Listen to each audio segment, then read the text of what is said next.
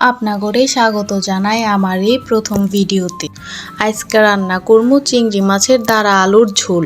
প্রথমে দাঁড়াগুলোকে কেটে ধুয়ে সামান্য সিদ্ধ করে নিব। তারপর ছোট করে কেটে রাখা আলুগুলোকে ভেজে নিব। নতুন ভিডিও করছি তাই ভয়েস দিতে সমস্যা হয়ে যাচ্ছে আমার। জায়গা ভিডিও আমি কইরেই ছাড়ব। আলুগুলোকে ভাজা হয়ে গেলে আলু ভাজা তেলের মধ্যে দিয়ে দিব একটুখানি তেল।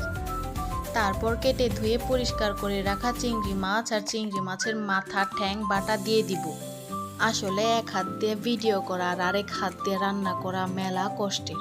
এর লিগা মোবাইলটার একটু রেস্টে দিছিলাম, যার কারণে আন্দার দেখাইল।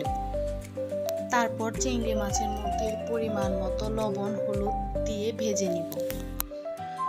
মাছগুলো ভাজা হয়ে গেলে দিয়ে দিব আগের থেকে ভাপিয়ে রাখা দাঁড়া আর আলু।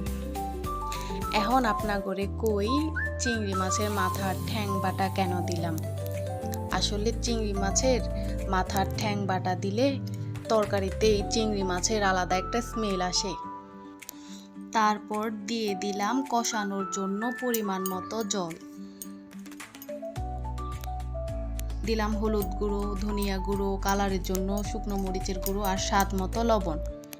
তারপর ঝাঁকানাকাভাবে মশলাগুলোকে নেড়ে মিক্স করে নিলাম। দিলাম চেরাই করা মরিচ দিয়ে ভালোভাবে কষিয়ে ঝোলের জন্য জল দিয়ে দিলাম। জল যত জাল হইব তরকারি কিন্তু তত স্বাদ হইব। ঝোল ভালোভাবে জাল দিয়ে পরিমাণ মতো ঝোল রেখে নামিয়ে নিলাম। আবার মনে করেন না যে আমার রান্না শেষ, আমার রান্না এখনো শেষ হয় না। কড়াই ধুইয়া তেলের মধ্যে দিয়ে দিলাম আস্ত জিরা ফোড়ন। পর দিলাম নামিয়ে রাখা তরকারি যখন বুদবুদ বলক উঠবো দিয়া দিমু জিরার গুঁড়া দিয়া 2 মিনিটের মতো রান্না কইরা নামাই নিমু। হইয়া গেল আমার চিংড়ি মাছের দাঁড়া আলুর ঝোল। গরম গরম ভাতের সাথে খাইয়া দেখেন একশেষ স্বাদ লাগে।